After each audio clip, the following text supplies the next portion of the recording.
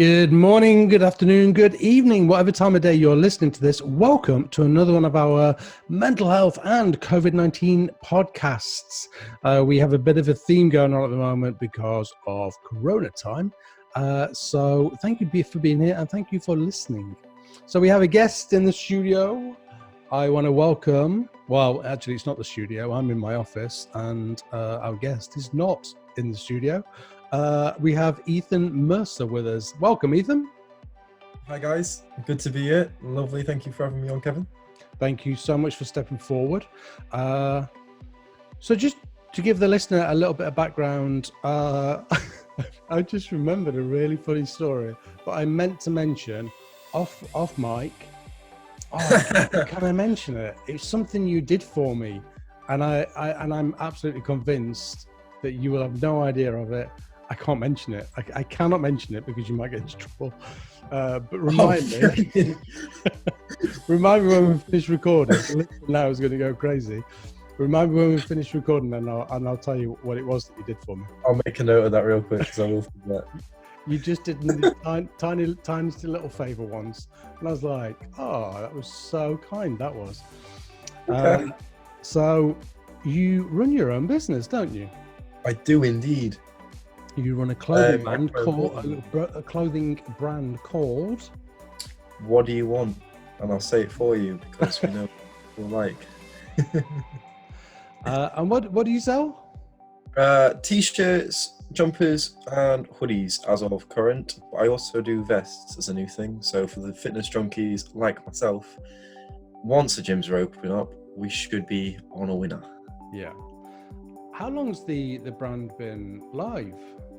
So What Do You Want's been around since September. It did have a predecessor called Hustler. Yeah. And I like to tell this story just because it's funny. But that one was born in July of last year. And have you ever heard of like Hustler adult magazines or anything from the States? Ethan, no. Right, okay. Of course I've heard of them. Okay, thank God. You're the only person that has when I tell this story. Some people are like... That's because they're not being honest with you. Okay. Well, I got a cease and desist about a month into having that one because I filed for the trademark. Wow. And I was like, well, I'm not going to take that on at all to court. No thanks.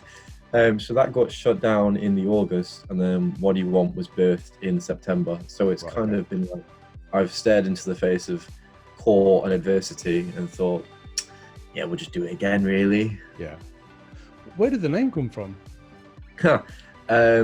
This one, I'd love to say that I had a really creative thought process from it, but after brainstorming Hustler for the old brand, and then obviously that kind of knocked the mojo losing that. Yeah. I was like, what do I want to name it? What am I doing? Selling clothes. And I just kind of went on a really logical brainstorm and was like, what do people want? What do you want? And I asked my mate, I was like, what do you want? And something must have clicked. And I just was like, what do you want? What do you want? What do you want? And that was it. And it just kind of landed. worked. And I was like, why has no one got that? Like, it's literally what anyone does when they go shopping. The first thing you ask a store clerk, or they ask you, is like, what do you want? Yeah. So it was almost a play on a logical sense. God, that sounds really nerdy, but yeah.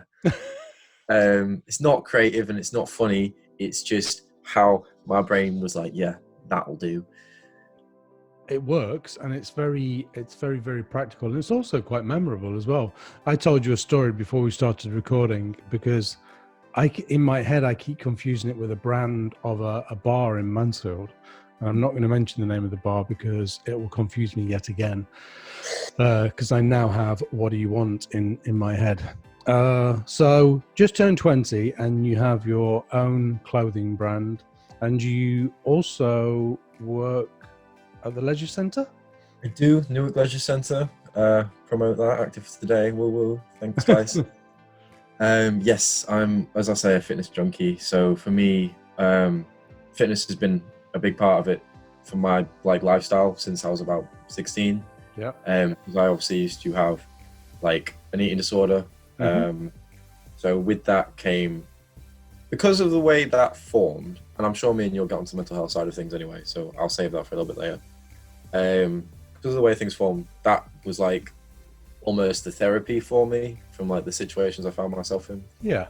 And like food came from that, fitness came from that, and I got really into like being passionate about just being healthy. Yeah. And then they had a job going, and bada bing, bada boom, went from receptionist to customer advisor to fitness instructor, and here we are. Any plans to reopen? I'm not sure, because we were all banking on July 4th. We were like, yeah, no problem. And then Boris crushed the dream. Yeah. So as of currently, I don't want to give anything out and then have a text from my boss like, why are you lying? And he's like, sorry. Listen, there's every chance that by the time this goes out in 3 or 4 weeks' time, hopefully you'll be open again. You've got a point. So I'm going to say in 2 weeks from shooting this. People might hold you to that. I do find it really bizarre because as we're sat recording this, we are sat 2 or 3 days after Super Saturday. What a ridiculous piece of marketing that was. And everybody went to the pubs and people can't go to the gyms, which I really struggle with, but I won't go into that because I don't want it to be political. Yeah, smart, because I can go on a massive rant. So working in the leisure centre as a fitness instructor, but also have your own clothing brand, which is just incredible at 20 years old. Do you know what I mean? It's just amazing. And the other thing that you're doing at the moment is you have linked up with Mind, the great mental health charity Mind. Tell us a little bit about that. What's going off there?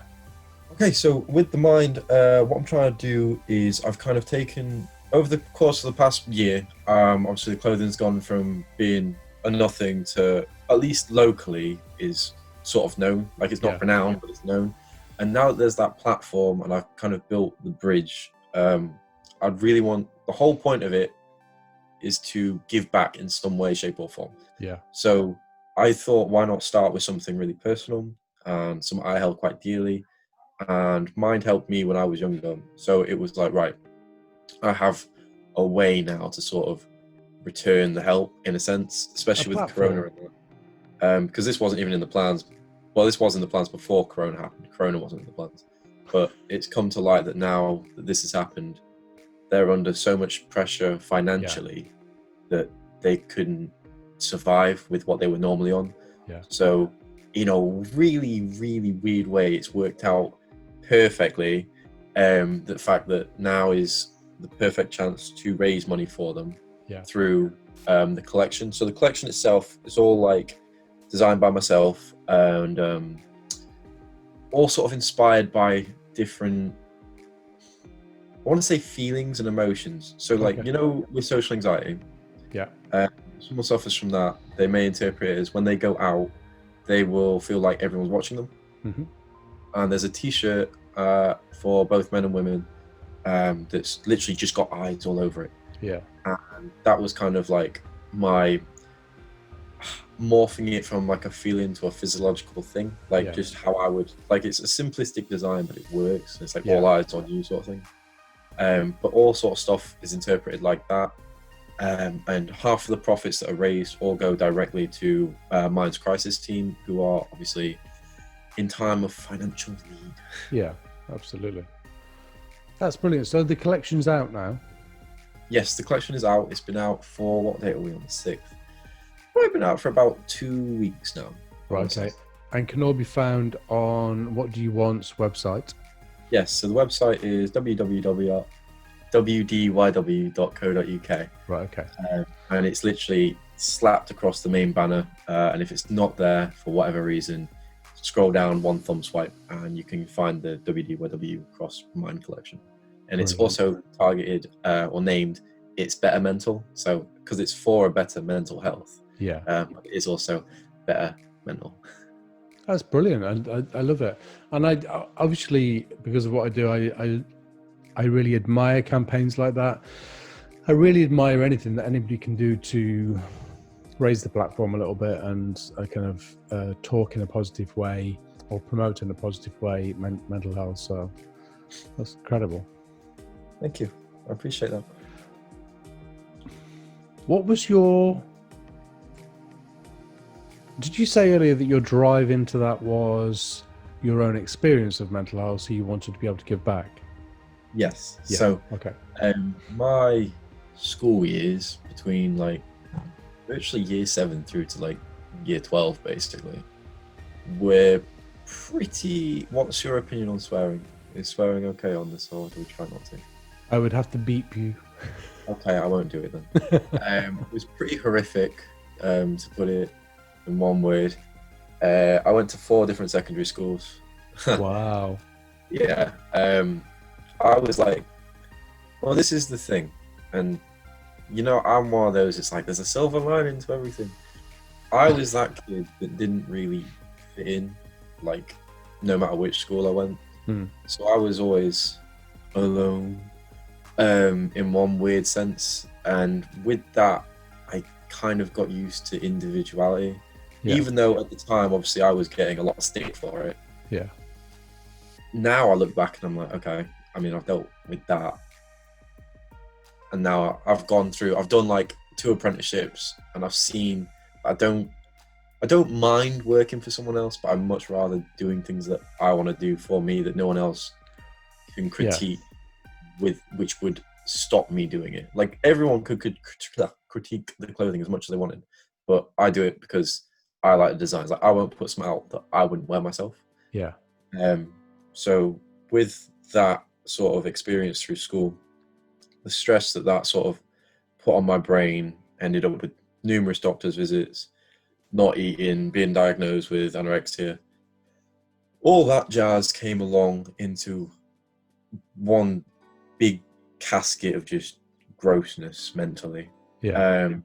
So for me, I kind of took that in the long run as just being me in a weird way. Not like, oh, look at me, I'm still all of this. As in, like, these situations make me who I am, but I'm not going to let that, I'm not going to sit and wallow in it. I'm going to use that to my benefit and accept that from the difference of opinion that those kids had of me, I can now, as an adult, deal with that from a much healthier perspective, I guess. Yeah. I'm really bad at explaining this. You are. Don't be too harsh on yourself. You are explaining it. Okay. So with that sort of time period between like 12 and 17, maybe 12 and 16, because I started going to the gym at that point. I went to counselling sessions and that, and so that's how I kind of got used to mental health diaries like mine and Casey and all that sort of jazz. And that is the personal reason for me as to why I want to give back to them, because although in my experience I found that, like, obviously talking, now I'm a big advocate for like talking to someone like professionally as a counselor or therapist, or just one of your friends or family. But for me, my problems were situational, if that makes sense. Like, I wasn't like mentally beating myself up, like I was just getting beat up. So that counseling helped me see that it wasn't me, I guess. But obviously they couldn't take the bullies away. That kind of, it eased it in making it more logical. So that's the cushioning of it. I'm an advocate for talking to people, and you shouldn't ever try and, a problem shared is a problem halved. Absolutely. School years can be absolutely brutal. I just remember going to schools and delivering stuff around being bullied. And my technique to educate young people on bullying was, if you want to bully, as I wanted to come in from the other side in terms of not work with people that had been bullied, but I wanted to try and stop it from the other side. And my message was, if you look at somebody and want to attack them for how they look, what they're wearing, they have glasses on or not have glasses on, whatever it is, their sexuality or their height, their size, then that's about you, not them. and it triggers something in us in terms of wanting to attack. I always remember somebody saying to me, I've never forgotten this story. I walked into a cafe to meet a friend for coffee. I had a long line cardigan on at the time, which was really fashionable at the time. And this friend went, "Oh my God, that cardigan's so gay." And I went, "And that comment is so homophobic and so about you and not about this cardigan." And he went, "What do you mean?" And I went, "That's all about you. Nothing wrong with this cardigan." I says, "But it clearly has triggered something in you for you to be able to say that." So bullying's always about the bully, not you. The difficulty is it's you or the person that's been bullied that gets the absolute hammering. Yeah, that's yeah. I haven't discussed that in a good chunk of time, so it's brutal. It's absolutely brutal, and never to be undermined. When I work with people in here, and we go back to kind of school years, and I'm like, "And how was school?" "Oh yeah, it was fine. You know, got a bit of bullying." I'm like, "Got a bit of bullying? Should we talk a little bit about like, oh, you know, it was just kids being kids." But it's like, the analogy I use is if, for example, somebody was walking up to you every day and punching you in the face, then something would be done about it. But because they're words, quite often words and not physical, then it gets pushed back and say, "Oh, well, it's only words." And I'm like, no, words are just as powerful, if not more powerful, because words we tend to ignore and brush off. So it is really powerful. Well, there's that saying that's like, "Sticks and stones may break my bones, but words will never hurt me," and it's absolute pants. Absolute rubbish. I remember saying that as a kid, and now I look at it and go, "Wow, Yeah, what how wrong we were."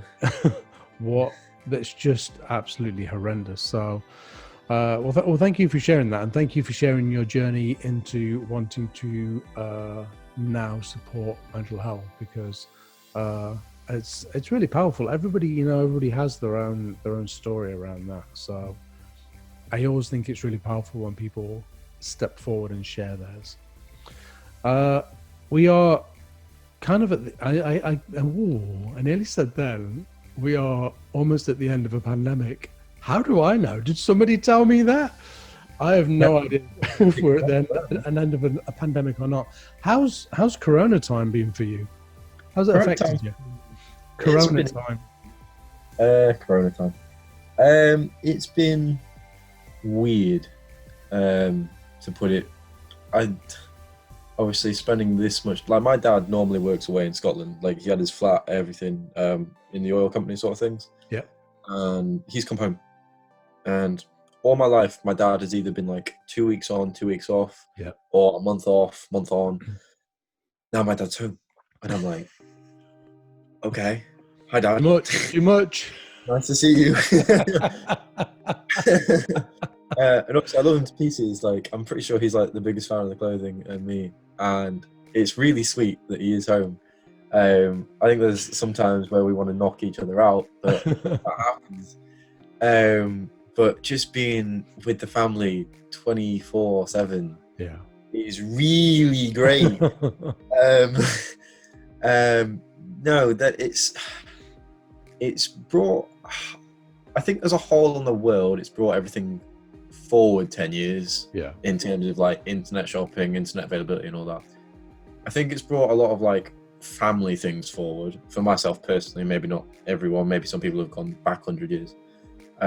Just like being, because our family dynamic is weird in the fact that it's not a 9-to-5 job, like, you know, your stereotypical sort of nuclear family sort of thing. Yeah. And it wasn't that to begin with. So being forced into that situation definitely changed a lot, brought a lot to light, if that makes sense. Yeah. But that's a whole other conversation. But it's nice. I'm a lot closer with my sister now. I've managed to spend a lot more time. I've probably done what I did in the entire year for Hustle and What Do You Want, as I have in the past, like, what are we now, 3-4 months into this? Yeah. So like that condensed space of not having to go to work, as much as I love it, yeah, it has allowed me to just, I'm getting a lot more headaches because of it, but stare at a computer screen Yeah. and do a lot more on that front, which has been really beneficial in that front. But in terms of like physical fitness and that, it's like, because I'm not a cardio fan. Like for me, cardio is 5 minutes on the spin bike before a workout. But now I'm like, okay, oh no, I've actually got to go outside, get on a real bike, start doing that sort of thing. Yeah. And I don't have the same sort of weight kit that I do at my work. Of course. So I'm just like, I feel deflated. I've put a little bit of weight on, which is good, but I don't think it's healthy weight. So it's just like, it's ups and downs, you know, from a mental health perspective, it's all right, bearable. From a physical perspective, we're probably a little bit lower, but productive wise, we're like up tenfold. That's good. What about with you? Are you guys like in your industry and yourself? So my business has not ceased for like 1 second. I was fully booked before this happened. It took a tiny dip as it all kicked in, and now I've got a waiting list of people wanting to see me. So and that I predict now that will just continue, because although people aren't necessarily stepping forward with corona-related stuff or bereavement, it feels like they had stuff going on anyway, and then corona's kind of gone like this, just placed a little bit more pressure around. And I get emails of people saying that, you know, this is not corona-related. However, I do feel like it's had an impact, because it has had an impact for almost everybody. Whether you were furloughed, whether you continued to work, whether you took ill because of the virus, it has touched everybody. 100%. So it's and touched everybody in very, very different ways. I think everyone's had a very unique experience in a weird way. Yeah. So yeah, there was a phrase that I read early days. Was it post-traumatic growth? I remember reading that and thinking, I like that. I like that you could literally grow through this trauma, but only if you choose to grow through this trauma. You have to choose to do that. You can hunker down and you can go, can't do this, can't do this, can't do this, or you can go, yeah, we can do this. How we can do this, and this is what we're going to do, because I've got more time. We've got all of these resources, and then you kind of thrive forward. Yeah. Say again? I think you mentioned that at the NYP. You know, when we were all on the Zoom. Yeah, I think you brought that up, sort of in the same. I don't think you said PTG, post-traumatic growth, but I think you kind of talked about that. Something I do remember. Well, people talked a lot about thriving, not surviving, was the other phrase that's used quite a lot. And again, I get that, but it's a choice. It has to be a choice. So with what do you want? You were given a bit of space, a bit of time. The brand was there. The brand was out there. The clothing was there. And then you go, okay, so what do I do? Okay, I've got time to invest in that now and really beef it up and make it happen. Exactly. So that's like common sense almost, but I think that just comes from experience of not wanting to wallow. But I kind of said this to you off mic a little bit. To hear that from a 20-year-old is quite remarkable, because quite often a 20-year-old's like, yeah, let's just kick back, let's watch some Netflix, let's do some stuff.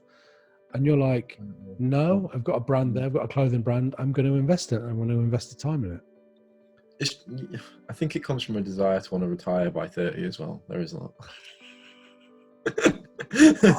That ticket, why did I not get that post-it note? I'll be retired when I'm 70. Good grief. Is that something that you really want to do? You won't do that. Try me. I've got the house in Fiji picked out and everything. You're a bit bored. Plan is, no, right, okay. When I say retire, I mean be in a position where if I wanted to, I could stop and everything to an extent would work with the least, not none, but the least amount of input from me. I'm not saying I'll be the next Jeff Bezos, because my lord, eat the rich. But maybe a nice middle ground where I can have the clothing, own it. It can be an IPO and it's traded and everything's gone wrong. And I'm still like the overseer in that because I always want to have a say and not be like, well, why is A, B, and C out on the runway? That looks horrific. But at the same point, I would also like to just have a lot of time for my family because my dad, bless him, is nearly 60 and he's still working in that. Yeah. And he does the absolute Lord's work. But to me, I'm like, right, I want my family to work and just have that.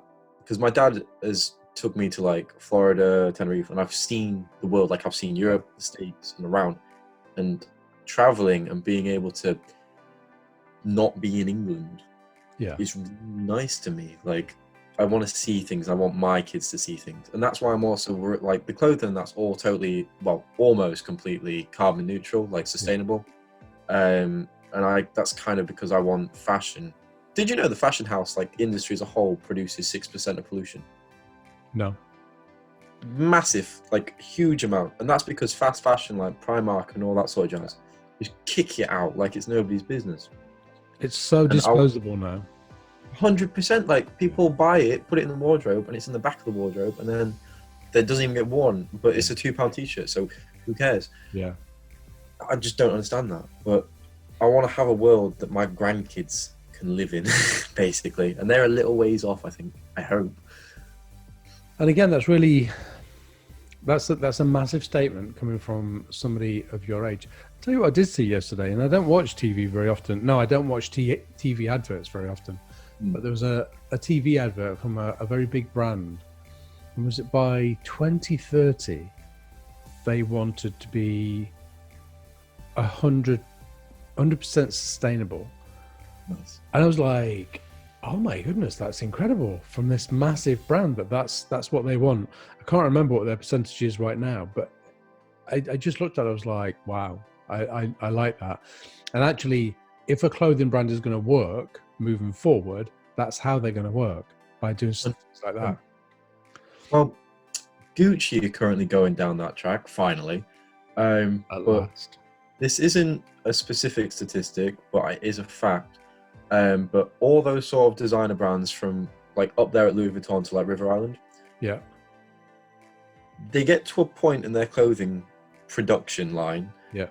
and it's kind of lost as to where the material came from or who made it. Yeah. So there's questions of ethics, fair trade, sustainability, and all that. But that's the perks of mine. Like I could tell you who shipped this t-shirt, who it was in India that picked the cotton. I can tell you the flight path that it came on. Like everything is completely traceable. And I think that needs to be the benchmark for everything that's in the fashion industry. Yeah. So yeah, it is very, very disposable. And I say that as somebody that loves to buy clothes and the turnover of clothes. My wardrobes just keep expanding because I don't throw stuff away. But it's you're a bit of a hoarder. When you say 6%, I'm not surprised at that because it's so disposable now. And like you say, if you're buying a t-shirt at £2 or £5 or £10, it doesn't matter whether you wear it or not. It's like, whatever. I'll wear it once and then throw it. Exactly. It's actually horrific. Yeah. Like I'm just glad it's not a lot of plastic consumption, I guess. Yeah. Yeah. What made you...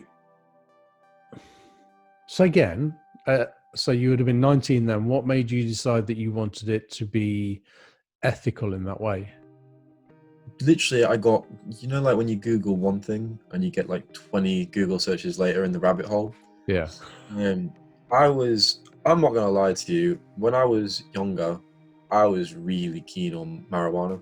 Yeah. And I was quite high. At the time. I was very high, and I was like just sat there in the car with my best mate, like, I want to do something with my life. What can I do? And I started looking at businesses and that, just like, you know, like drop shipping and all that sort of fashion. Yeah. Like it was hype at the time last year, and I was like, none of it really suits me, and that was it. Like it was dead. Like a few days later, sober, started researching because I was like, okay, and I'm looking at my wardrobe now, like it's parallel. I'm looking at my suits and that, and I'm like, yeah, I really like quite out there stuff. Like I've got a suit with tulips on and the snake skin, not real snake skin. Um, and I'm just like, yeah, okay, I'm quite weird with my fashion. So I started thinking, can I make my own stuff? Because I don't want to pay £500 for a Gucci jacket or whatever. Like, Yeah. I'll just make it myself. And with that, it was like, that's how I stumbled across the statistics of fashion. And I was like, okay, that's horrific. Started building on that, found out more that obviously fashion isn't traceable from River Island through to Gucci Yeah. now. And I was like, okay, that's a very broad spectrum that needs sort of like closing and fixing. Yeah. And it kind of came off almost a confidence thing where I was like, well, why can't I do that? And started researching suppliers that were green, got in contact with the guys that make my t-shirts, and kind of went from there. And I tell you what, when you turn up to a fashion producers or clothing makers looking like this, an absolute 12-year-old baby face, after sounding like this over the phone, the faces some people pull, you're like, I've lost this already, haven't I? It was so embarrassing. I went down to Loughborough and there was a company there and we've been on the phone and they're like, yeah, come down, we'll have a good chat. I got my suit on, like I look the dogs. Yeah. And we go and it's like, I'm Ethan. And they're like, and I think the face was like, oh, right, okay. And from there, they were just like, we don't think you're what we're looking for. And it was like, you're fine on the phone. So That's a whole other That's so ageist, that is, but completely I know. But that's just how the dice roll. But I'm very comfortable with my suppliers down in the Isle of Wight at the moment. And they do a fantastic job with the traceability and everything. So to answer your question, I wanted to get into the greenery once I realized how awful the current situation was. Yeah. One last question for you. Mm-hmm. Where do you think it's a deep one, this one. Where do you think your level of maturity comes from? Childhood trauma. Right, okay. Like that's just I think the maturity comes from the fact that I've done a lot of narcotics and I've seen a lot of so like a lot of my friends that I love to death are into that sort of thing. Yeah. And that's for them. Like they enjoy it, they're cool. And I'm not gonna knock it because I used to love it to pieces. So in fact, in December of last year, I had a really, really bad car crash. Rolled the car 3 times and all that jazz. Wow. I can show you a picture after this. And I was sober. Let's just make that very clear. And after that, I found out that the girl I was seeing at the time wanted to break up with me. And then on New Year's Eve, went over to go see her, found out she was cheating on me. And on that night, I did a fair few drugs. Yeah. Had probably the worst panic attack I've ever had in my life in front of like all my friends and was like, great. And from there, like I was phasing out the drug abuse anyway to just sort of weed. Yeah. And after that, I can't even like, when my mates are smoking it, I can smell it. I'm like, ugh. And I tried to smoke it once again, like just once. And after like one toke, I was like, nope. I freaked out a little bit, and like my mind immediately associates it with just negative connotations now. Yeah. So the maturity, I think, comes from the fact that I've been in a lot of bad situations and been able to sort of work my way through them. I've had not a lack of support from like friends and family, but it taught me very quickly at a young age that the only person that's really there at the end of your life is you, and you have to be able, for the most part, to support yourself. Yeah. And it is obviously nice to have friends and family that you can talk to, which I do have. But yeah, and I'm not saying that it's like you have to be able to just close up until it's absolutely dire, but you have to. I can evaluate a situation from an outside looking in now, and like I try and look at what the pros and cons of the situation are, and as long as the cons aren't either I'll die or it'll kill someone, I'll probably try and do it if it's got really good con or pros. Yeah. But I don't have to be in the situation now to figure it out. Like I can see, it sounds like I have some sort of sixth sense. I can kind of see how it will probably play out, and that kind of just comes from being in the situation a million times before. And I've just sort of learned to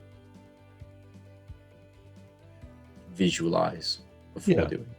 Yeah, that makes sense, doesn't it? We call that emotional awareness, emotional intelligence. When you can look in on a situation and be able to read it or see it, as you described, it might sound strange for some people to hear that, but it doesn't sound strange for me to hear it because I know exactly what you mean. I'm glad. I'm really glad what I'm talking about, because honestly, it got to a point there I was like, I'm just rambling again. No, we call it's emotional awareness, but just to point out, so with childhood stuff and experience, there's a choice. There's a choice to grow from it, or there's a choice to carry it around like a badge of honor that just weighs you down massively and hampers you. You've made some really profound choices to grow from your experience so far. So you should be proud of yourself for doing that. Thank you. I sincerely mean that. Thank you. I try my best. Well, and I sincerely mean it when I say you really should be proud of yourself for doing that, because that part's really important. Because sometimes we kind of throw that one back and go, oh yeah, thanks for that. And I'm like, no, seriously, you have learned some profound lessons at a really young age. So therefore, you're already like years ahead of a lot of people. So well done you. Oh, you got me all smiley now. Cheers, Kevin. Yeah, thank you. I don't know what else to say to that. It's like I just kind of do what I do and hope it doesn't kill me, and try and have a bit of fun with it, and just I do what I like to do. I don't think anyone should ever spend their life doing things because they feel they have to do it. You don't have to do anything. To an extent, you have to provide for yourself, but that's like capitalism and different debate, isn't it? You tapped into that earlier. You tapped into wanting to be able to do what you want to do, and we spend a lot of our lives working because we do for many different reasons. So again, to be, how old was I when I started working for myself? Oh, how old am I now? Oh, I was mid-40s when I started to work for myself, and that was only because I was made redundant from. Kevin, how old are you? You can't ask me that. I can. This is your podcast. I'm 52. I'm not allowed to swear on here, but I don't believe that. But okay, sure. 1968. 1968, I was born. And you've still got a full head of hair. Well done. And proud of it. Could be. I'm terrified that it's going. Yeah, but you can do something about that now. Hair transplants, we love it. On the way forward. So I was kind of mid-40s by the time I started to truly do something that I absolutely adore. Do you know what I mean? And working for myself as well. It was like, now somebody steps forward and says, would you like to do this? And I go, either yes or no. And if I don't want to do what they're doing or what they're offering me, then I go, no, I'm all right, thanks. Or if I want to do it, then I do. But it's always under my banner, and that is really powerful. And you tapped into that earlier. It's not something that's offered to a lot of people. So to have your brand, again, at such a young age, and to look at it in its kind of like infancy and go, wow, where's that going to go to? What's the potential on that in the next 5 years? Where could that grow to? It's just astounding. So because it has massive potential. No, you're just sweet talking me, but yeah, I just want to be like, I just sounds really like self-conceived, but I just want right. To quote my favorite Broadway show, have you ever seen Hamilton? Heard of Hamilton? Heard of it? I've not seen it. Okay. There's a line in it where it's like, I want to build something that's going to outlive me. Oh And yeah. that resonates with me because I Oh, I just like want to that. set the benchmark for it. I just want to set the benchmark for the fashion house and actually pretty much change the world. Yeah. That, And you, that, and you'll do that as long as you stay with your passion. We talk a lot about doing stuff that you believe in, stuff that you value, stuff that really resonates with you, and it's that part that's really important. You used the word weird earlier in terms of your dress sense, and I was like, and I wrote it down because I wanted to bring it back, and I was like, weird? Is it weird or is it individual? Is it just you being individual and actually doing what you want? I mean, I keep looking up at my open wardrobe. I'm definitely like, yeah, it's pretty weird. No, very, very individual. Well, I'll have to send you some photos of like the suits I've got because my main game for like the super dream is to do tailorship as well for like suits and dresses for like Met Galas and all that. Oh, nice. And it obviously incorporate the greenery and so on and so forth with that. But I can't. I respect people that can wear a black or a grey or a blue suit, but I can't. Like my t-shirt, obviously this one's one of the what do you want ones, but like it's just very sort of out there, big, in your face. And I like that. I like just or subtle, but in your face, if that makes sense. Like it's got a difference to it. So yeah, individual. And that's just, I just called it weird because I'm being hard on myself. Yeah. We don't celebrate individuality enough in the world, and we do go down that route of just calling it weird. It's not weird. It's people being individual, and I admire that so much in people when they can do what they want without any fear of consequence. But we live in a world that it's very, very judgmental. So we live in a really dark. Yeah. Well, it's just so judgmental, and it's so full of fear and judgment, and people not wanting to step into vulnerability. But when you said that then about wanting to do stuff that was sustainable and green for, I don't know, people that were walking the red carpet, in my head immediately I went, wow. And people would do that because then they would go, okay, so I look absolutely amazing and stunning, and yes, it's green. And yes, I can. I'm also sending a message out there. So, my goodness, if ever there was going to be something that was going to skyrocket, it's that theme right there. Particularly with people that were famous, because they love it, absolutely love it. Well, they get to feed their ego of being a good person, sort of thing, isn't it? Absolutely. Yeah, but it's your name. It's your name that gets you out there. So they still have to pay me to do it, so it's okay. Ethan, thank you so much for that. Thank you so much for your absolute honesty during that recording, because it is to be admired. Thank you. Is there anything that you want to leave the listener with? Any profound message or little golden nugget? Don't do drugs. No. Oh, wow. Probably just to reiterate what I said earlier, and do what you have to do on a primal basis, as like provide for yourself or family if you've got one.